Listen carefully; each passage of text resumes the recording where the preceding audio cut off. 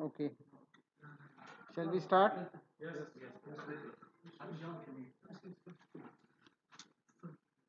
Fine. So today we are talking regarding casting and your investment material. This is dental casting. Now this topic is totally lab oriented topic. Lab oriented, you understand? Clinical oriented means we are working on the in the clinic, that is clinical oriented on the patients. Lab oriented, what work we do in the laboratory where we don't need patient, that is lab oriented. So this topic is basically lab oriented topic, but it is important to us so that we can understand what are few basic ideas behind these laboratory steps. Because if your technician did some mistake, or if you do some mistake, and because of this mistake, whatever prosthesis means either your crown or bridge, whatever prosthesis that you get, if there is any fault with that prosthesis, you should identify the reason why there is a problem with that prosthesis. That is why we have to study these topics as well. Now, do you know how we fabricate these crowns and bridges? We have here on the display PFM bridge and all ceramic crowns, right? So these are called as crowns and bridges. I hope you know what are crowns and bridges. Yes. Fine. So do you know how we are going to fabricate this crown? Does any manufacturing company provide this, or our technician are fabricating this? Our technician is going to fabricate this, and to fabricate this there are certain laboratory steps that we are supposed to understand, right? That is why we are studying this topic, right? This is the wax pattern. Now can you see this portion? Right, these are small attachment called as sprue. We will see in depth. These are called as sprue, and these sprue are attached to this base. This base is called as crucible, right? This is your crucible. Can you see this black color space? This is your crucible. Okay. Now when you do the casting, or when you do the burnout procedure, melting the wax, there this crucible is made up of rubber. So before putting this into the furnace, you remove that rubber, but the wax is there inside. The wax will fracture and the crucible you can remove. Okay, now this is empty space. So when you increase the temperature, the wax will melt, and because of gravity it will come down. It will accumulate here. As the temperature is going beyond 100 degrees Celsius, up to 700, up to 500, whatever remaining wax is there, it will evaporate. Evaporate, you understand? When you heat the water, there are vapors and it vanishes. So similarly here also, the wax will evaporate and there will be nothing remaining inside, and you will get a mold space. Now you will keep this investment ring upside down. You put the molten metal, melted metal into this crucible, and once it is cooled, you will get your crown. This is rough procedure. We will see in depth. Understood? Yes. Fine. So let us see what is casting. According to the definition, casting is defined as an object formed by the solidification of a fluid that has been poured or injected into that mold space. Whatever mold space we have created by your wax pattern, into that mold space you will pour the molten metal, and once it is solidified, once it is the temperature comes down, the metal will solidify and you will get a casted crown. Understood? So this is the definition of casting, which is given in glossary of prosthodontic term 8. Yes.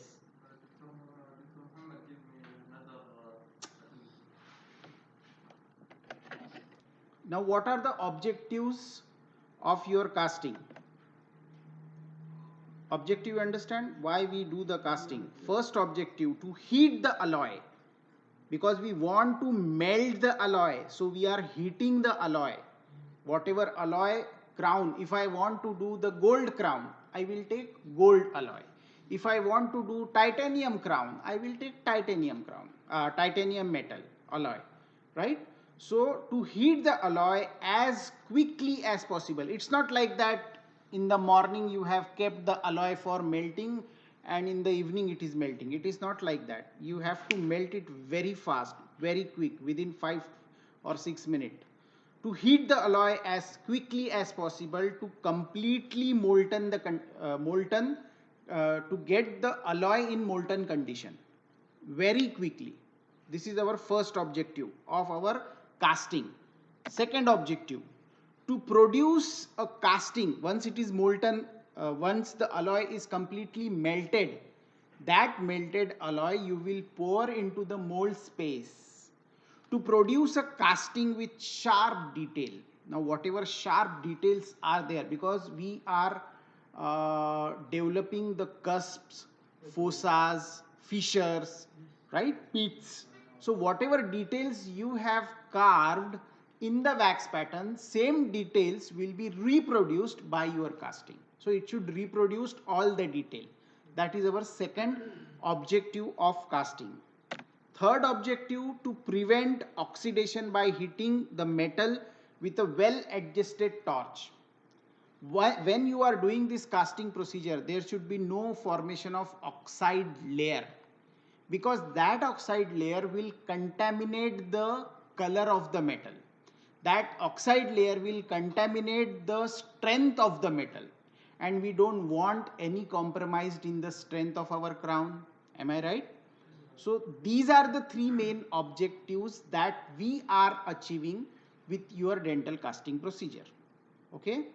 This is clear with everyone? Yes. Right. Now, whatever procedure I have explained regarding that casting, that same procedure we will again go through, right, in a brief way. What is the roadmap for your casting? First is your die preparation. Die preparation means once you send the final impression to the laboratory technician, he will pour and he will get a cast. That cast is called as master cast. On that master cast, you will separate the tooth that you want to fabricate the crown, and that separation of the tooth, now that tooth is called as die, not cast. Cast means it is a combination. Now we are, suppose if all are you all are tooth, so we will call it as a cast. But if I ask everyone go out, if he stays in here, then I will call him as a die. Okay, so die is a single representation of a tooth. So first you will prepare the die, right? On the die you will fabricate a wax pattern.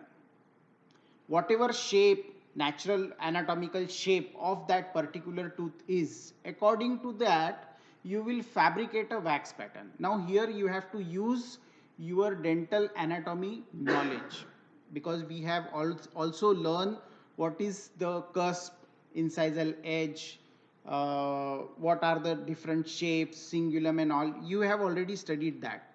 So by using that knowledge you will fabricate a wax pattern, right? Now these wax are available in different colors and different variety. We will see that also. Once your wax pattern is ready, then you will attach a sprue. Now this is a sprue. That was your question, I think. So this is a sprue which is going to create a road for my melted metal to reach up to that wax pattern, right? So there is attachment of the sprue. Then you do the investment procedure. You will cover all your wax pattern and the sprue with your investment material. After investing, you will keep this investment ring for the burnout, because we want to create a mold. We want to melt the wax. This is also wax. This is also wax. So you want to melt the wax to create a mold. So we will do the burnout procedure. After burnout, you will put the melted metal into that mold space, and once it is set, you will get a casting. You will do the finishing and polishing and you get a crown. So this is a road map for your dental casting procedure. In this dental casting procedure, there is very important step called as waxing, investing and casting. And today we are going to look in depth what is waxing, what are the materials to be used for your wax up, what is investment, what are the materials to be used as an investment material, and dental casting procedure. Am I clear? Right. After wax pattern fabrication, the sprue is attached. Now this is your cast, master cast, and if you observe carefully, we have separated this tooth from the cast. That single tooth is called as your sprue. Sorry, die. I'm so sorry. Good. And this wax attachment is called as your sprue attachment. Now if you observe, he is putting some extra wax on the middle of this sprue. This is called as reservoir, right? It is called as reservoir.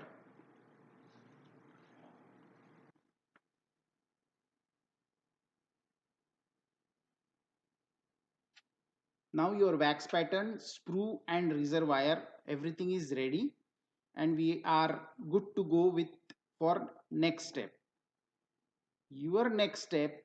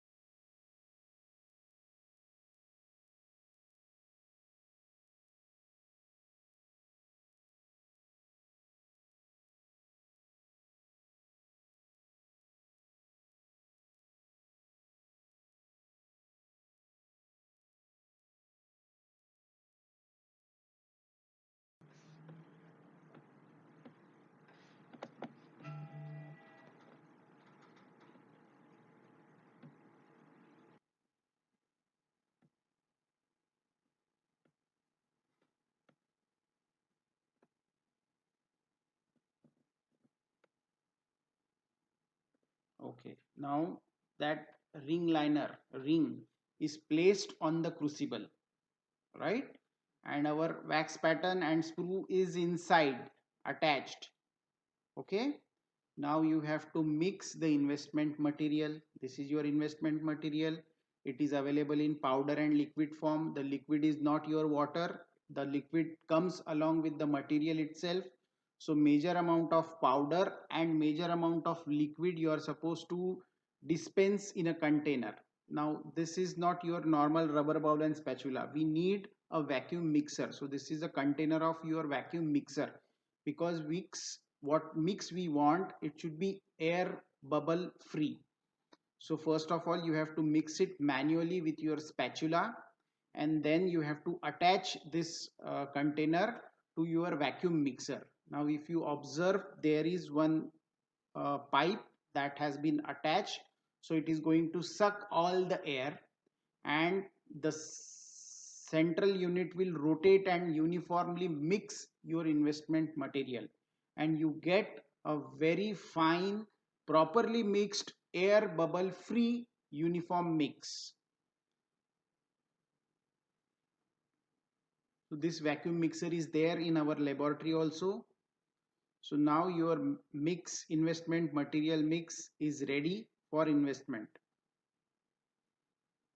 Now keep that crucible on a vibrator and then slowly pour this investment material into that investment ring. Here we are doing investment only for single crown. So there is a single sprue. When you do it for a bridge, the sizes and the shape of the sprue will change. We have one video that will emphasize how you are supposed to fabricate the sprue for bridges. 6 millimeter on the top of the highest portion of the wax pattern, right? And now allow it to set. The setting time is around 16 minutes to 25 minutes. It depends on the type of the material, and it also depends on the manufacturing company, because company they add some ingredients, different components to increase or decrease the setting time, right? Once it is set, you have to scrap, because the top portion is very shiny and there are no pores, because you want the wax vapors to come out. So you have to make it rough. Now can you see that silicone ring? We have removed that silicone ring and our wax pattern is inside the investment material, right? It doesn't come out, we just remove the ring. Next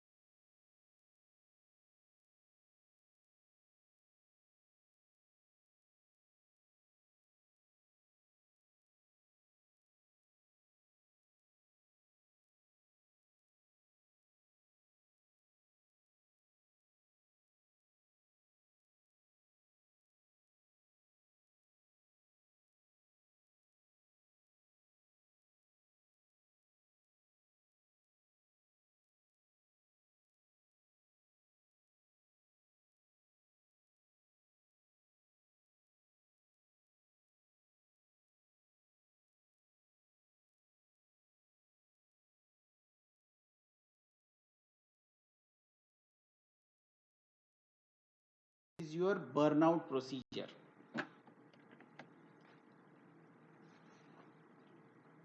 Now after 18 to 25 minutes, once the investment material is set, you have to keep this investment ring into the furnace. This is called as your furnace or burnout unit. And slowly you will increase the temperature. Now can you see that the temperature is 900 degrees Celsius, right? Now you must have imagined what happened with the wax. It is completely evaporated. So you keep it upside down, let all the vapors go away, again close it. So now your burnout is done. You will maintain that 900 degrees Celsius. You will not reduce the temperature. You will maintain that 900 degrees Celsius. At the same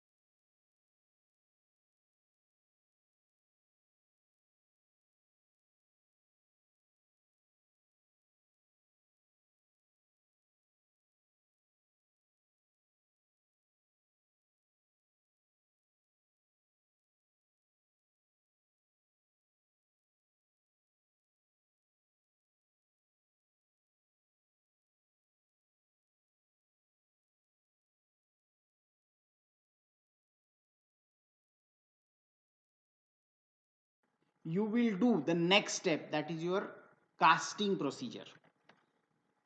So this is your casting procedure. This is your casting machine.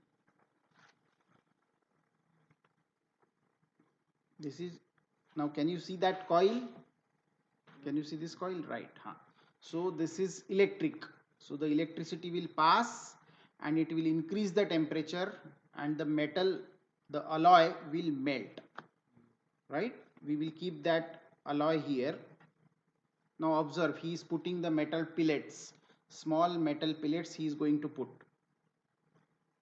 Just observe. 1, 2.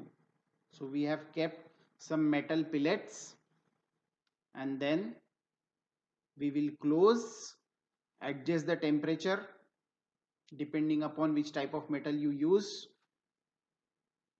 and start the machine.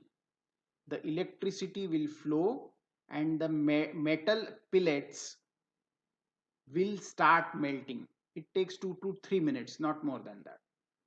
Now here the temperature is around 900 or 800 degrees Celsius. Depend upon the type of alloy you are using. If you are using gold, less temperature. If you are using noble metal, higher temperature. Now this investment ring which was in the burnout 900 degrees Celsius, you will keep in the induction casting machine.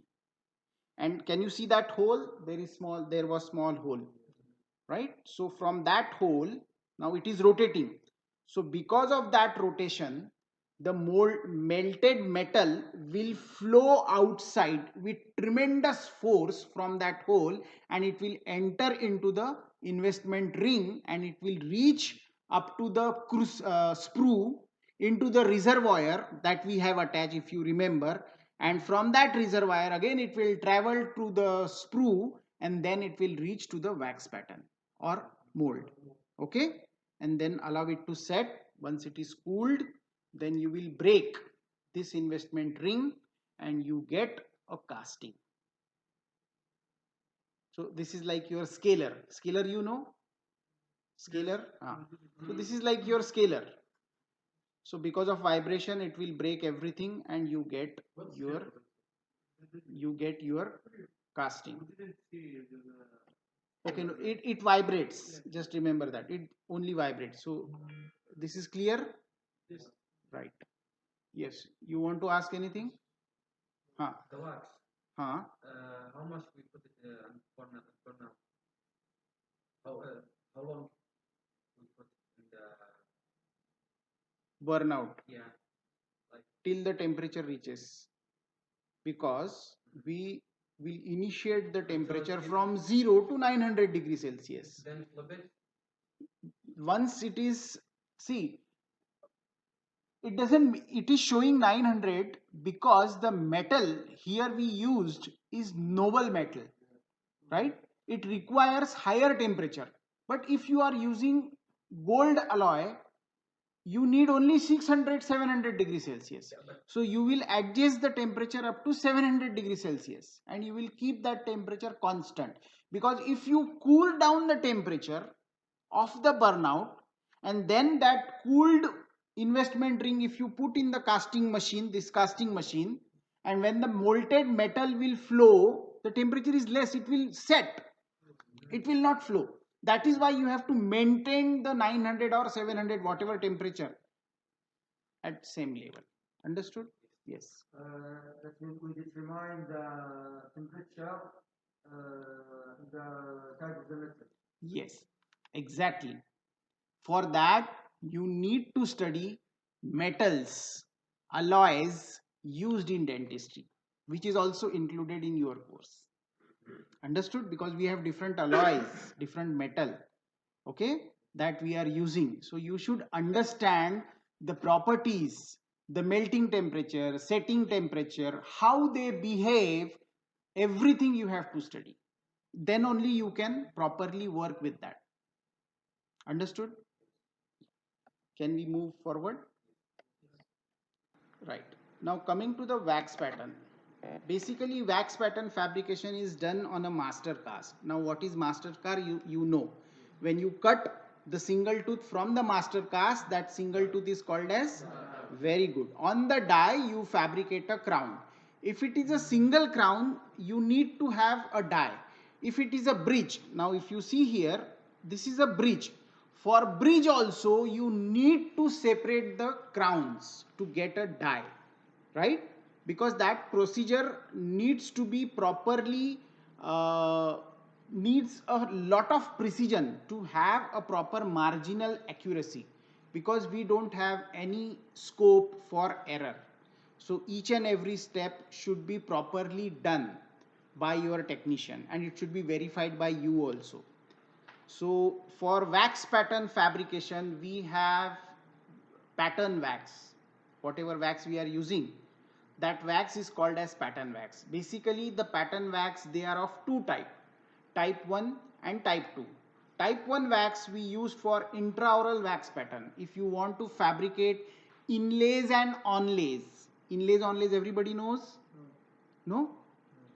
Inlay, onlay, cavity, you know what is cavity preparation? Cavity filling, right. For your cavity preparations, you do the cavity preparation. You remove the caries, you give a proper shape, fine, whatever principles you are using for your cavity preparation, you give a proper shape, and then you put some restorative material, maybe amalgam, maybe composite, maybe GIC, okay, and that's it. That is your cavity preparation.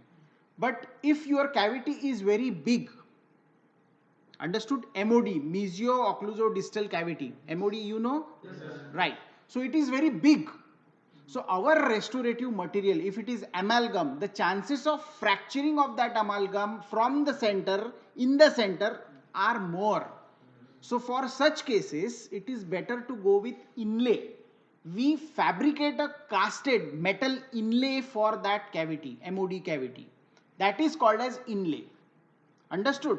Inlays are different, onlays are different. Okay? So I will not go into the depth, just understand what is inlay. Instead of putting restorative material, we are doing the casting procedure. So for this inlays and onlays, you use type 1 pattern wax. Understood? Because you are directly fabricating that wax pattern in the oral cavity. You don't take impression. You are directly fabricating the wax pattern in the oral cavity after your preparation. Once you do the preparation, cavity preparation, in the oral cavity, directly you will fabricate the wax pattern. Understood? Inside the patient's mouth. Okay? For that, you use type 1 waxes. If you want to take impression and send it to the laboratory, suppose if I am very busy dentist, I don't have time to spend time with my patient to fabricate the inlay onlay with the direct method. So what I will do, I will simply take the impression and I will send that impression to my lab technician. And on the cast, master cast, our technician will fabricate the wax pattern for that inlay. And that time he will use type 2 waxes. Clear what is type 1, type 2? Main difference. There are other differences also. I will not go into the depth because that is not our topic of interest right now. So this procedure, all that indirect or indirect, whatever, this procedure is called as your wax pattern fabrication. And for that wax pattern fabrication, we use pattern wax, which are available in two types, type 1 and type 2. Clear? Yes. Now, few things you have to be remember. You have to remember. Inlay waxes has got shrinkage. Shrinkage, you know? It's become small. Don't sleep. You need a break? No, we cannot. Yes. So shrinkage, you know? Yes. Fine. What is shrinkage? Exactly. So once your wax sets, it shrinks. Okay, there is a shrinkage. And the wax shrinkage is 0.3 to 0.4%. We don't want any kind of dimensional change in our wax pattern. Because if you have any dimensional change in your wax pattern, your casted crown will not fit on the tooth. Agreed with me? Yeah. Then what is the use of wax pattern? Use type 2 We have, for the detail. with type 2 also we have shrinkage. We have shrinkage with all waxes, type 1 and type 2. So we use the fine.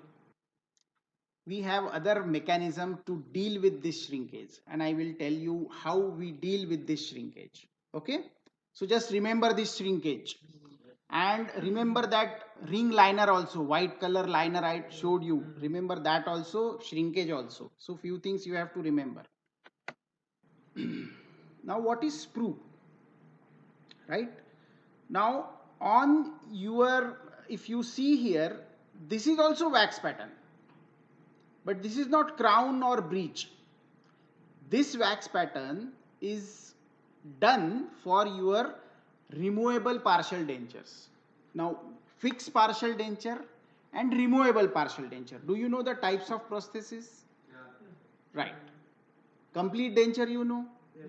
Very good. Complete denture we give for edentulous patient where they don't have teeth, which is made up of acrylic. Fine.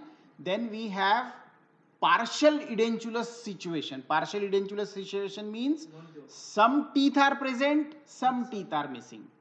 That some teeth means maybe one teeth, maybe two teeth, maybe three teeth, but not all. Because if it is all, it will be edentulous. Right? So for this partially edentulous situation, we have two choices. One is your fixed partial denture and removable partial denture.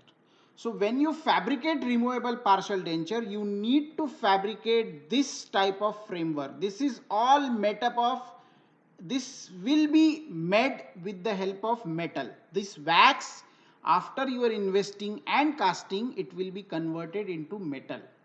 Understood?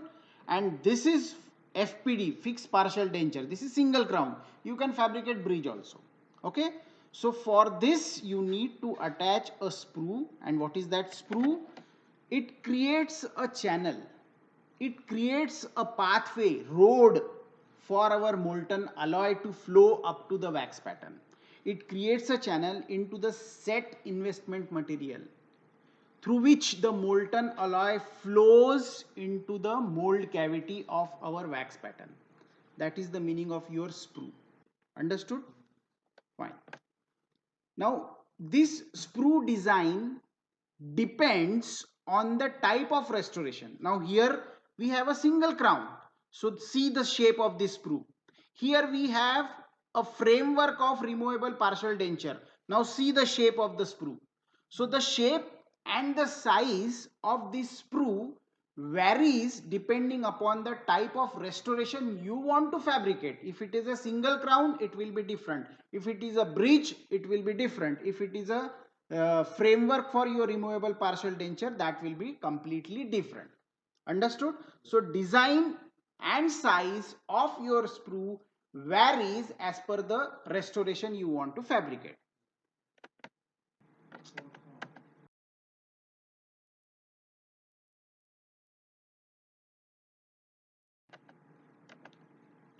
For your crowns, bridges and partial denture, we have seen that. Plastic for smaller restorations like your single crown, inlay, onlay, and metal for your inlays and onlays, right?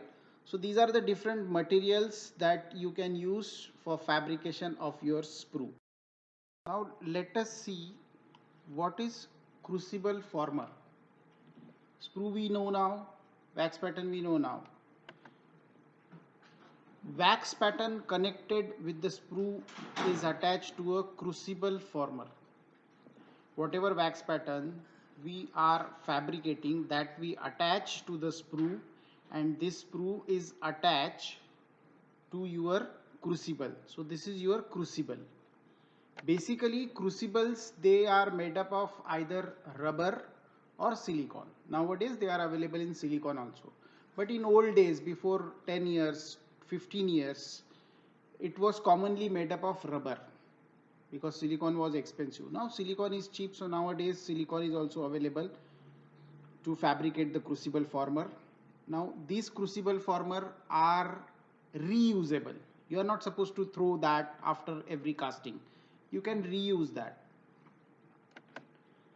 what is the aim for this crucible? Why we need this crucible? Basically, crucible is going to provide a funnel. Funnel, you understand? Yeah, it will provide a funnel to the investment ring, because from that funnel, if you want to put a liquid into this water bottle, if you have a funnel, it is easy for us to pour the water into the bottle. So similarly, your crucible will create a funnel into your investment ring, and it will facilitate the entrance of molten alloy into that uh, empty space or mold space. So that is the aim of your crucible. Okay, this crucible you are supposed to remove once your investment material is set, right? Once your investment material is set, you have to remove this crucible, and then the investment ring you have to keep it into the burnout furnace, because if you keep along with this crucible, this is going to melt and you will have a lot of mess inside the furnace. Now after crucible we have a casting ring, right? That casting ring can be made up of your metal. First let us see what this casting ring is doing. This ring is actually holding the investment material. Whatever investment material you are going to pour, this casting ring, this metal casting ring is going to hold that investment material, right? During the setting of your investment, and it restricts the expansion of the mold. Now here the word is there, expansion. And you remember we have seen shrinkage. So now whatever shrinkage we had, that shrinkage will compensate because of that expansion. Understood? Yes. Right. But here what they have written, restrict that expansion. We want to restrict that expansion, and your ring is going to restrict that expansion. Why? Because the expansion, setting expansion of this investment material is very high in proportion with the shrinkage of your wax. Understood? That is why we want to restrict it. Otherwise, you will get a very bulky restorations and it will not fit. So our purpose will not solve. So you have to have expansion, but up to certain amount. So there is a restriction of that expansion. Basically the rings, they are made up of metals, or they are also made up of rubber. That is also called as ringless casting. If it is made up of rubber or ringless casting, you have to remove that rubber before putting into the furnace. Understood? Right. So this is your rubber ring, that once the investment material is set, that ring has to be removed, and this crucible along with this ring has to be removed, and that investment ring without your ring and your crucible should be kept into the burnout. But if the ring is made up of metal, then you just remove your crucible and keep the ring for your burnout procedure, because this is metal ring, it won't burn in the furnace.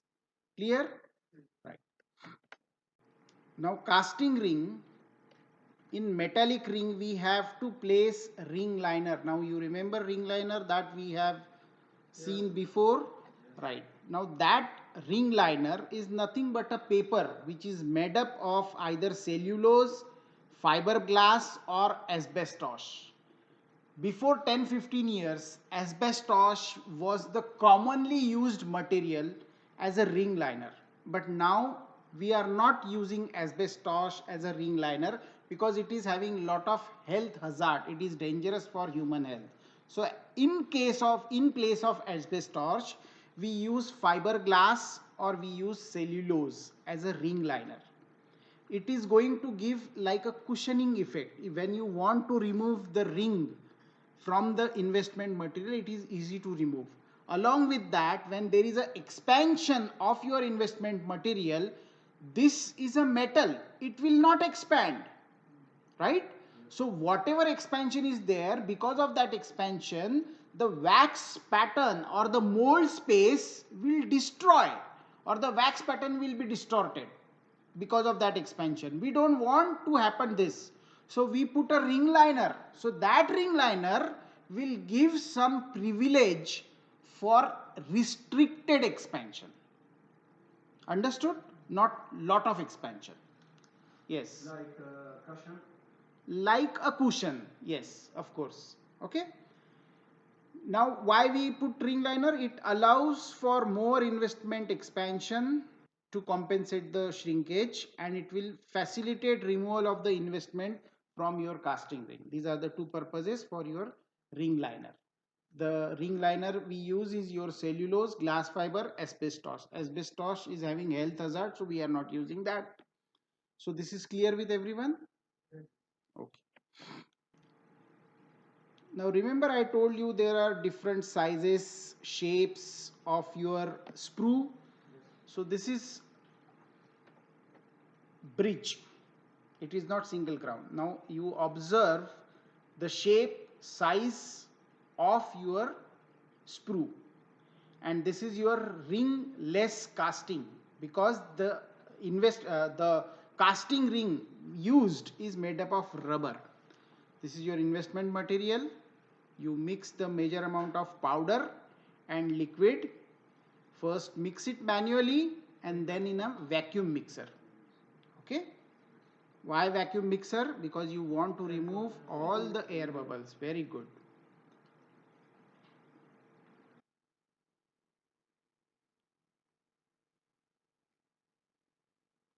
So once it is properly mixed, now see, this is another method. He is going to paint the inner surface because he want to play safe. He don't want any kind of error. So we are painting that investment material inside. That is called as intaglio surface, right? Intaglio surface it is called as. Inside, inner surface, intaglio surface. So inside we will paint with the brush. When you paint it with the brush, there is absolutely no chance of incorporation of air bubble, right? So once it is painted, then you are going to pour the investment material into the ring, and the vibrator is there. So because of that vibration, whatever air bubbles are incorporated, they will also come on the top, right? Allow it to set, and once it is set, immediately place for burnout procedure.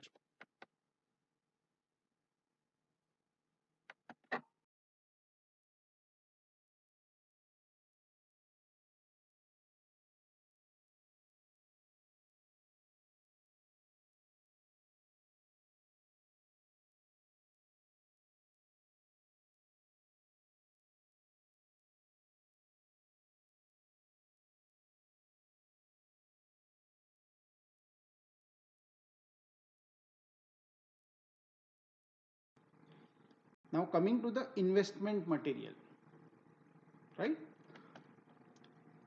First we will see what are the requirement of investment material. It should be capable of reproducing the shape, size and detail of the wax pattern, because that is going to be reflected with your casting. So all that details, whatever created by you on wax pattern, should be duplicated by the mold, and investment material is going to do that for you.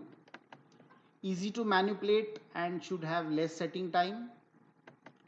Should maintain the integrity of at higher temperature. It should not break at higher temperature, because we are increasing temperature up to 900 degrees Celsius, and you can imagine it can fracture. It becomes unstable. We don't want that. So it should have a proper stability. It should have it should withstand at higher temperature. It possesses sufficient high value of compressive strength at the casting temperature to withstand the stresses that are developed at the time of casting procedure. As I said, when you pour or when you place the molten alloy into that investment ring through that channel, through that sprue, it is flown with tremendous pressure. and your investment material should withstand all that strength, all that compressive strength. It should have good amount of compressive strength so that it can withstand all the forces. Now can you tell me what is centrifugal force? What is centrifugal force? No idea? Centrifugal force? No? You know merry-go-round? Merry-go-round, no. Okay. Have you, do you drive car? Everybody here? We drive car. Have you experienced when we are taking a circle, right? It's for pushing you away. Yeah. Our body is going away from the center. Yes. It happens because of centrifugal force. Understood?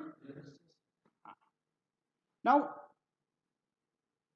have you seen that on a turn there is inclination of the road? The road are not flat on the curve. They are having some kind of inclination. Do you know why they are doing that? Is it a mistake? To help To compensate. compensate the centrifugal force. Right? So there is a scientific reason behind that inclination that you have to understand. And that mechanism we are using in our casting procedure. Centrifugal force is useful for us. We are rotating that crucible with lot of speed, full RPM, and because of that rotation we have a centrifugal force. Whatever molten alloy is there, that molten alloy is pushed away from the center. And where away from the center? Into that investment ring. So that centrifugal force is having lot of pressure. That pressure should be withstand by our investment material. That is why we should have good amount of compressive strength. Understood? That is our requirement. We have other requirements also. It should expand to compensate the casting shrinkage. Now we have seen shrinkage in the wax, right? There is also shrinkage in the casting. When the metal is melted, it expands, and when it cools down, it shrinks. And we know that if there is a shrinkage, there will be dimensional change. We don't want dimensional change. Do we want dimensional change? No. So your wax shrinkage and your casting shrinkage, now they are together as a team, and your expansion of investment ring, investment material, is their opponent. So whatever strength or shrinkage they have, your investment material is going to expand and it will compensate that shrinkage. This is the mechanism we are using. Understood?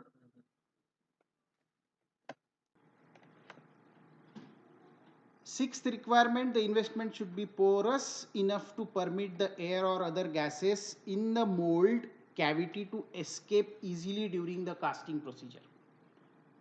Now we are working on earth. There is no vacuum, right? There is air everywhere.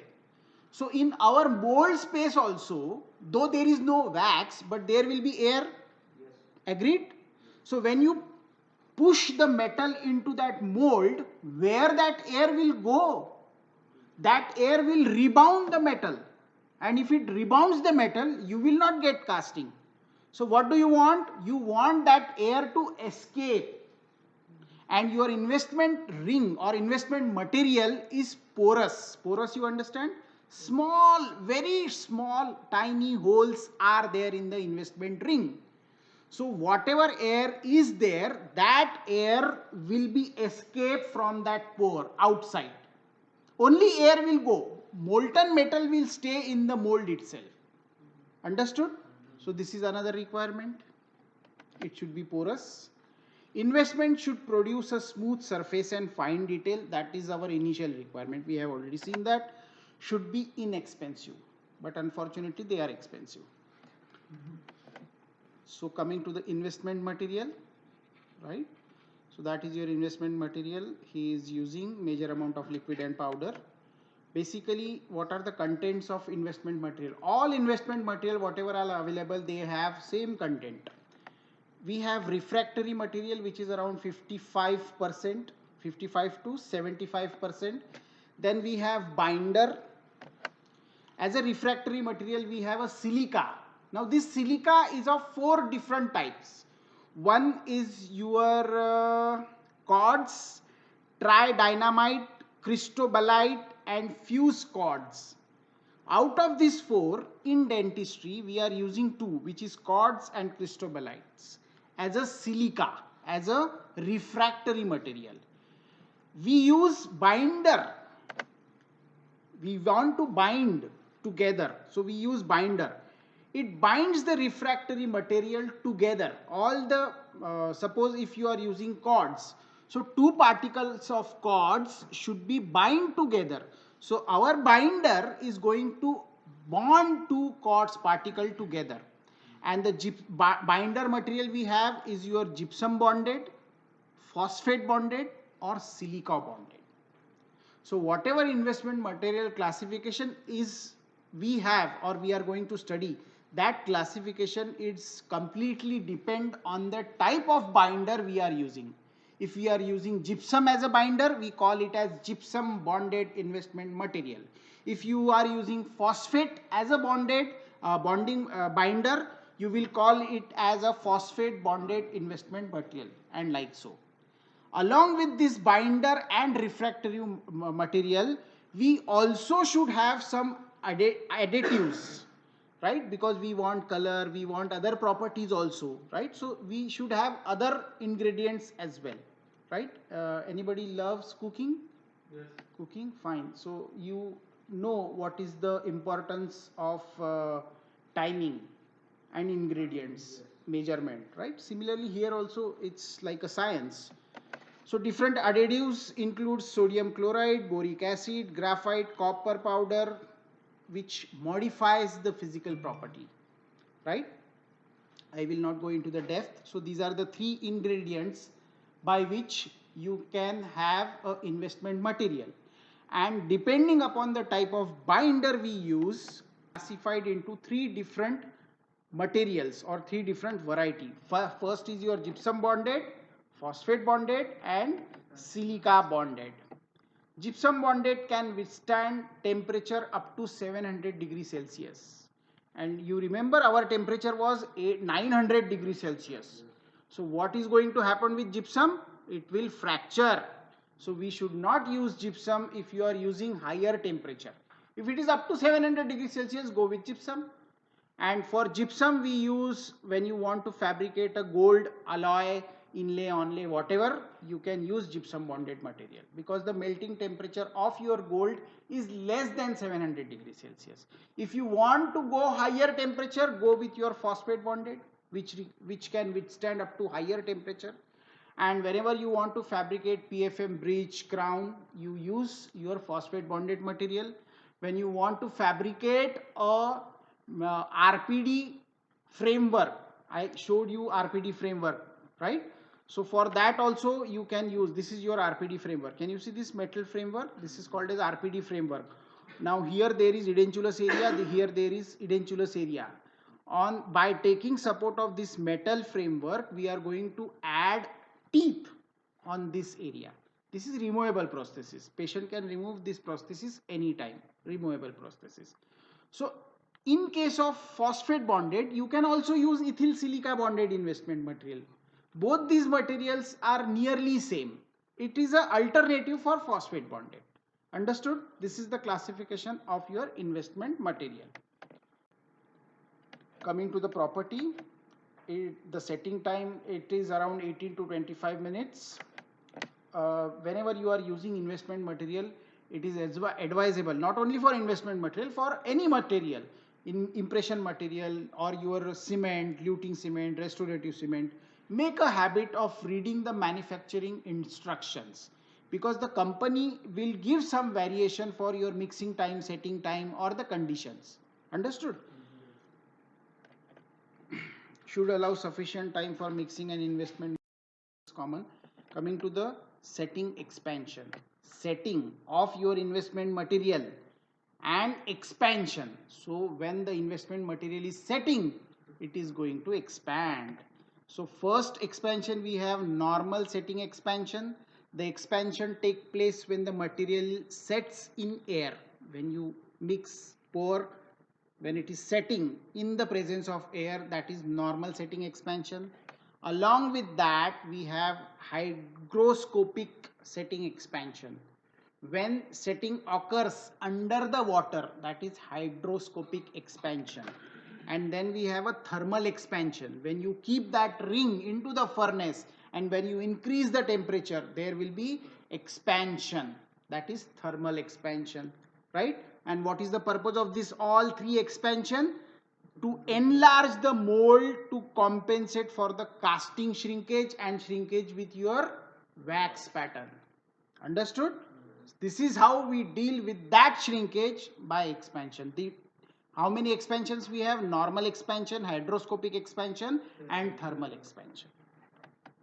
So this is clear with you? Wax shrinkage. So already we have talked about this. We have shrinkage in the wax, we have shrinkage in the alloy, and we compensate both the shrinkage with your expansion of your investment material. This expansion is occurring with three different types. One is normal, hydroscopic and your thermal expansion. Now what are the factors that can affect your expansion? Your composition, binder, refractory material, additives. When you change the content, it is going to affect the expansion. If you want more expansion, you add something that is going to have more expansion. Water powder ratio, right? It is also going to affect your expansion. Spatulation, if you increase the spatulation, that will also affect your expansion. Time of immersion into the water, if you keep it for longer period of time, there will be more hydroscopic expansion. So there is a particular amount of time which is pre-decided. So you try to go with that time only to have a hydroscopic expansion. Otherwise, there will be more expansion and your prosthesis or your crown or your framework will not fit on the master cast or in the oral cavity. Shelf life, if your material is very old, it is going to definitely affect the properties, right? So these are all factors that can affect your expansion. Burnout of your wax, by definition, it is advisable to begin the burnout procedure while the investment ring is still wet. Immediately after 18 minutes, once the investment material is set, it is advised to do the casting procedure or burnout procedure immediately after setting. It's not like that I pour the investment material now, I don't have time, or I want to play PUBG, so I will do after 1 or 2. It's not like that. You have to do it immediately. Why? Water trapped in the pore of the investment reduces the absorption of the wax. Why you have to do that immediately? Because now there is a water. Once it is set, still there is a water. If you don't do it right now, the water will evaporate, right? And the wax will go into that pore. You remember there are pores? Yes, small pores through which the gas went out, right? Into that pore, the wax will go and it will stuck there. After increasing the temperature also, it will evaporize and there will be formation of oxide into that pore. And that pore will be locked forever. So during your casting procedure, when you allow that molten alloy to flow, which is going to push air and there is no space for that air to escape because the holes are blocked by the oxidation of the wax. So it will have very bad effect on our casting procedure. That is why immediately after setting of the investment ring, you have to start your burnout and casting procedure. You are not supposed to wait for that. Copy that? Right. As the water evaporizes, already I talked about this. Now this is the cross section of your investment ring. So let me explain. Can you see this portion? Orange color. This is your investment ring, which is made up of either metal or plastic, right? But here it is made up of metal. Then inner side we have this white color paper, ring liner. Very good. Either we can use cellulose and asbestos, but now we are not using that. And then we have this brown color investment material, right? And we have three type of investment material: gypsum bonded, exactly, gypsum bonded, temperature rise up to 700 degrees Celsius. If you go beyond that, phosphate bonded and other, right? And then inside we have this wax pattern. We connect sprue to this wax pattern, and to this sprue there is a small circular bulge. Here it is not there, but there is a small circular bulge which is called as reservoir. And then you have this white color funnel shape crucible. Exactly. So this is a cross section. Now let us see what is this burnout, or it is also called as wax elimination procedure. Purpose: to flush out the wax pattern, whatever wax is there, and to create a hollow space. Hollow space is called as mold. Okay. Now how to create this hollow space? Heat application. Heating of ring should be done slowly. It's not like that you started the burnout procedure, you are in hurry, so you started the burnout procedure, and when it reaches at 900 degrees Celsius, you take the ring, keep it directly at 900. No, don't do that. If you do that, everything will spoil.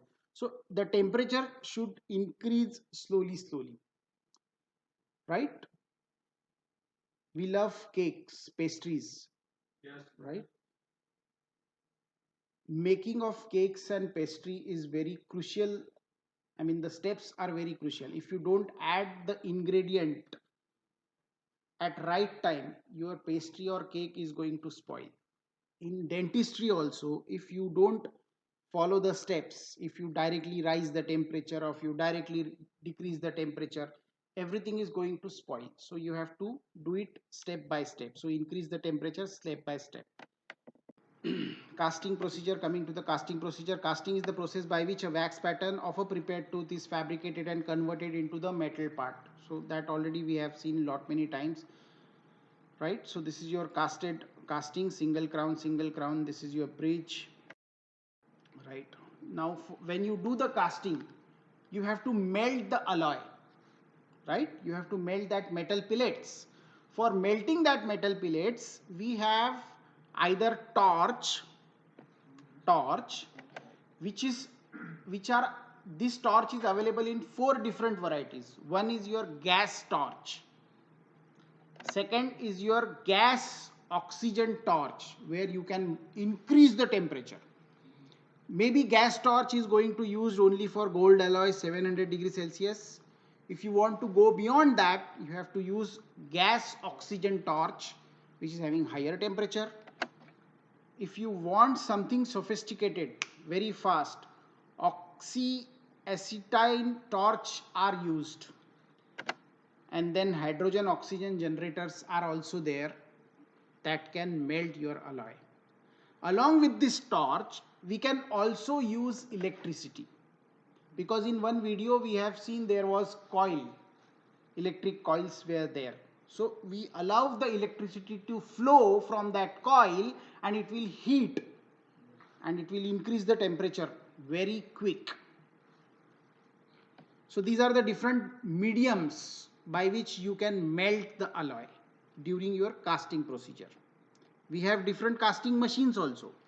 So before that, let us see what different zones for your flame, right? So this is our flame, and we have 4 different zones. Non-combustion zone, which is not doing anything. Then combustion zone, which actually melts the metal, and the temperature is highest in this combustion zone. Then reducing zone, the temperature is lower as compared to your combustion zone, right? And then oxidation zone at the tip. If you apply that oxidation zone to the alloy, that oxide contamination will be there with your molten alloy. There will be contamination, and contamination we don't want, because if your metal molten alloy is contaminated, it is going to reduce the properties of the metal. Understood? Have you seen this flame? No? Yes, yes. Yeah. So if you observe carefully, there are different zones, and that's what I was talking about. Every zone is having particular importance. For our importance, combustion zone is important for us. Okay? Now casting machine, we have different type of casting machines. Basically, we have centrifugal casting machine, and then we have induction casting machine. Induction casting machine is like your air pad, and your centrifugal casting machine is old iPhone, something like that. This is your centrifugal casting machine, that is your torch. The combustion zone is used to melt the alloy and allow it to rotate. Now because of this rotation, the centrifugal force will push the melted alloy into the crucible, that funnel, and from that funnel to the sprue, and from sprue to the mold, right? This is your centrifugal casting machine. Right. Have you observed? He kept a casting ring which was red hot.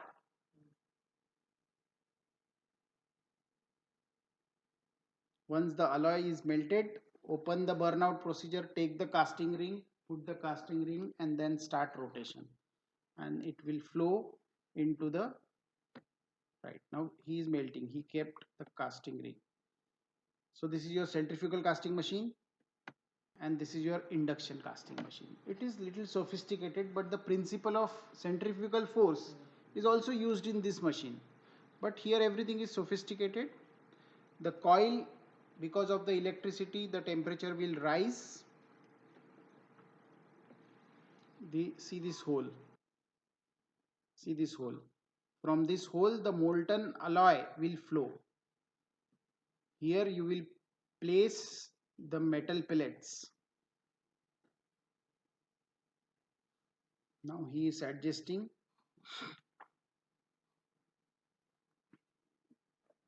Metal pellets are kept. Temperature is adjusted. Timing is adjusted. Close the lid. On the top, there is a hole through which you can see whether the alloy is melted or not. Do you have this machine? Yes, we have this machine. We have everything, but we are not using.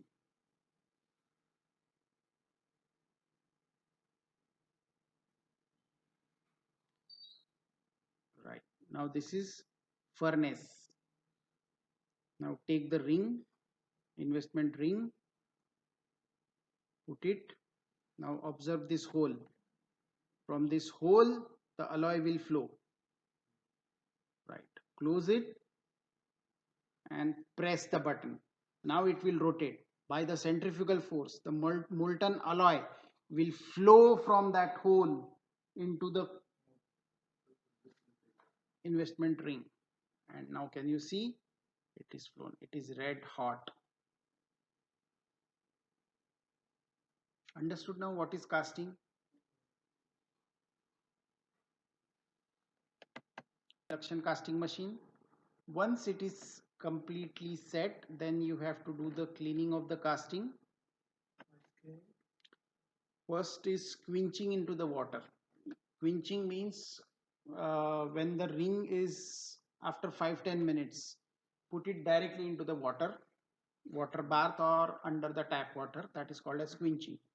What are the advantages? Noble metal is left in an annealed condition for burnishing and polishing. You want to achieve certain amount of strength. If you allow it to cool by its own, it will take 1 hour, 2 hours. and you will not get the proper physical properties, right? So you have to cool it immediately. Have you seen in the movies when they do the fabrication of the sword, right? They put it in a water, right? That is quenching. Same we do. When water contact hot investment, violent reaction ensures the investment becomes soft, granular, and casting is more easy to clean, right? So it will be easier for us to remove the casting material, investment material also. So that is the advantage of your quenching. Then you have to clean the casting by pickling. What is pickling? The surface of the casting appears dark, oxide, full with oxides, and looks like it is having tarnish and corrosion, as you can see in the picture. Such a surface film can be removed by the process called as pickling. What is pickling? It is an acid treatment. Best method for pickling is to place a casting in a dish and pour acid over it. What acid we use? Hydrochloric acid and sulfuric acid we used for your pickling method, which is going to clean everything, whatever black oxides are there. Can you see this black? That blackishness will be removed by your acid treatment. The procedure is called as pickling. Heat the casting, heat the acid, but don't boil the acid, because if you boil the acid there will be accident. And then your finishing and polishing. For finishing and polishing you use different grades and shape burr, and then you do the polishing with the help of cotton buff, and you get this type of restoration. Understood? So quick overview: for fabrication of any restoration or dental casting is the most important laboratory steps that one should not avoid or neglect. Casting involves many other steps once the final impression is done. There are different various steps after your final impression: wax pattern, investment, burn out, casting, quenching, pickling, finishing, polishing. So these are the different steps, right? So I hope everything is clear. These are our references. Preferably try to refer the book Dental Materials by Skinner Phillips, which is having all details regarding your investment material, regarding your impressions, everything, right? So I would like to take your questions now. Do you have any questions, doubts? Clear? Thank you very much. Please wear mask all the time, follow social distancing. Thank you.